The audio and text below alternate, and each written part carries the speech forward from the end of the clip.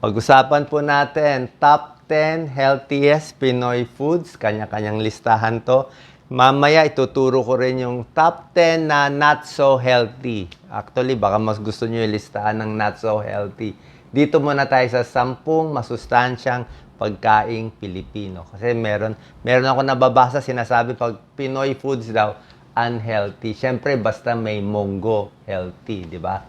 Ginataang monggo, isang luto to. Okay, may coconut milk, may mung beans, may vegetable. Ayan, soft and creamy. Pag maraming monggo, good protein, di ba? Vegetable protein yan. Ang monggo mataas sa fiber, maganda sa tiyan. Okay? Tapos vegetarian to and gluten-free. Maraming klaseng luto. Number 2, laing. Di ba? Okay, favorite. Galing sa Bicol. Tawag rin nila dito pinangat. So, whole taro leaves or gabi, tapos meron ding thick coconut milk, tapos may maraming sili. Depende sa inyo. Actually, favorite ko, ayaw ko lang masyado manghang eh. Mataas sa protein, mataas sa vitamins, mataas sa minerals, at mataas sa fiber. Huwag lang masyado maalat ang gawa. Kung meron kayong problema sa tiyan, constipated, good for digestion, pwede po to. Pinakbet, yan, favorite natin. Sari-saring gulay talaga. Siyempre, gusto ko ampalaya. May sitaw ba? May okra ba? May kalabasa ba? Okay, may kamatis ba? Bawasan lang yung alat. Huwag lang masyado maraming bagoong na alamang or shrimp paste, depende sa luto nyo. Kung yung gulay lang na sari-sari, maraming vitamins, minerals, low calorie nga dapat ang pinakbet or pakbet. Ito pwede to. Ayoko lang masyado maalat. Tinolang manok, nilagang manok, okay? Chicken soup, pwede sa may sipon, may ubo, may trangkaso. Depende sa luto, maraming luya, oh. Kaya ang ganda eh. Luya, ginger, onions, green papaya, di ba? Very healthy. High protein, high vitamins, tsaka yung manok mismo, may amino acid yan, pampaluwag ng plema. Good source of potassium din. Nilagang manok. Any malunggay dish. Okay? Basta maraming malunggay, kung ano man luto na gusto nyo, maraming vitamins and minerals ang malunggay. Compared sa ibang gulay, talagang siksik siya sa iron, vitamin C, vitamin B.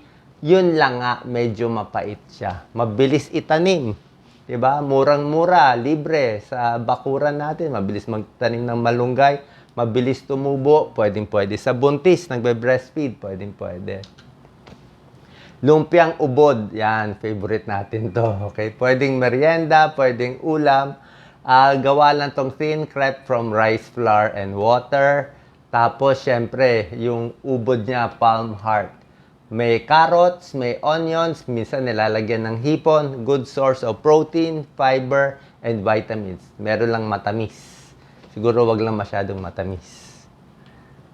Pwede rin pritong lumpia, kaya lang pag prito, syempre, fried na siya. Pero masarap din. Sinigang na isda. Kahit ano isda, sinigang na bangus, catfish, tilapia, lahat yan pwede mo gawing sinigang. Vegetables and tamarind, sari-saring gulay. Nandyan yung healthy natin eh.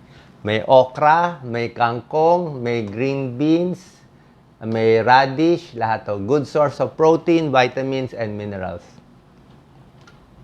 Ginisang sitaw. Stir-fried na sitaw, tender, crisp. Kailangan daw crispy. Tapos may garlic, may onion. Yan. Yung iba, asin at paminta lang. Yung iba nilalagyan ng toyo, ng patis, o ng pepper. Mataas sa vitamin A, vitamin C ang sitaw. Mataas din sa fiber. Low fat din siya. Nag-umpisa daw itong ginisang sitaw in Ilocos, Pangasinan, and Pampanga. Gising-gising. Ito, gusto natin to, di ba? Gulay, pampagising, may ground pork, may vegetables, may chili pepper, at maraming vitamins and minerals. Kaya daw tinawag na gising-gising, pampagising siya sa umaga. High protein din siya. Pero usually, very spicy ang gawa. Kaya nga pampagising eh. Ensaladang talong, yan ang gusto natin, di ba? Kahit kumain ka, syempre talong, healthy. Ano to, mangga na hilaw, may eggplant, May mango, may tomato, may onion, salad, tapos suka lang ang nilalagay mo. Masarap masyado to. Salt and pepper only. Good source of vitamin A and vitamin C. Meron kasi ako mga nababasa, basta Filipino foods daw, super unhealthy. Meron nga tayong mga unhealthy na Pinoy foods, di ba? Pero itong mga pinakita ko sa inyo, healthy naman to eh. Di ba? Healthy naman to pinakita ko sa inyo. Depende sa luto. O, punta na tayo sa not so healthy na hilig ng Pinoy. Okay? Siyempre, dito sa atin, kahit anong probinsya, mahilig sa soft drinks, di ba? So, soft drinks talaga, kaya ang daming may diabetes, sobrang tamis, isang 12 ounce ng soft drink, siguro 12 teaspoons of sugar yan. Lalo na yung mga dark colored na soft drinks, may phosphorus eh. Yung phosphorus hindi maganda, nakakasira din ng kidneys, nakakakos ng diabetes. So yung matatamis, iced tea at yung mga ganitong juice, bawasan. Hindi ko sinasabi wag kumain nitong not so healthy, mas babawasan lang. Wag lang araw-arawin. O fast food, french fries, 'di ba? Uso na sa atin 'to. Tingnan nyo, yung patatas mismo, kung baked potato, healthy eh, di ba? Carbohydrates, may potassium, mataas ang patatas. Kaya lang pag ginawa mo ng french fries, syempre naprito mo, ang daming mantika. 4 na corners ng patatas, puro mantika. So, high calorie, high fat, high salt pa siya. Di ba? Nakaka-high blood, sobrang asin. Mahilig ang Pilipino sa matatamis na sauce. Mayonnaise, 'di ba? Sa salad, Thousand Island, may mga ranch sauce, 'di ba? Pag sa manok, maraming gravy. Actually, itong mga sauce, nandiyan yung nandiyan yung calories. Kaya dapat konti lang ilalagay. Kung maraming sauce, mas nakakataba. Actually, mayonnaise talaga, high fat talaga 'yan.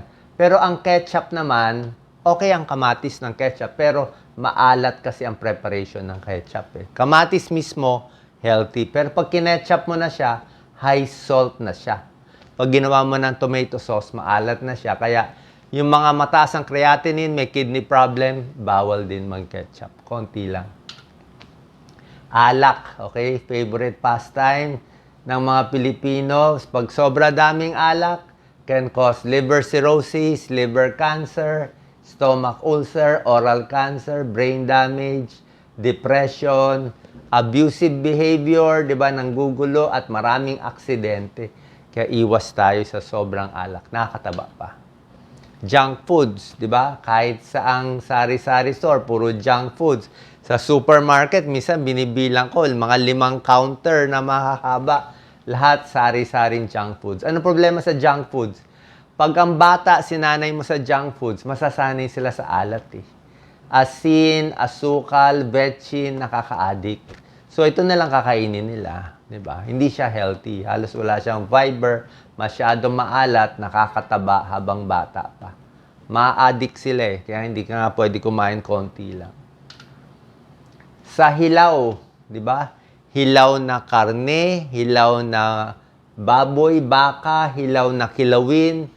Ingat po, lalo na kung kayo ay 50 years old and above. Ang hilaw kasi, pag sa pork, merong pork tapeworm eh. May bulate ang hilaw na pork. May chance eh. Tawag doon Taenia solium. Pag ang beef, meron din beef tapeworm, Taenia saginata. At yung kilawin, meron ding fish tapeworm. Kaya pag medyo matanda na, natsambahan tayo ng hilaw na pagkain na hindi maganda preparation o may sakit yung hayop, pwedeng magkasakit, ma-food poisoning tayo. Street food, di ko na kailangan sabihin, di ba? Hilig nyo, prito, deep fried, di ba? Hindi natin alam gaano kalinis, gaano ka-safe, so konting bawas sa street food, di ba? Laman loob, yan ang favorite, bituka, intestine, baga, kidneys.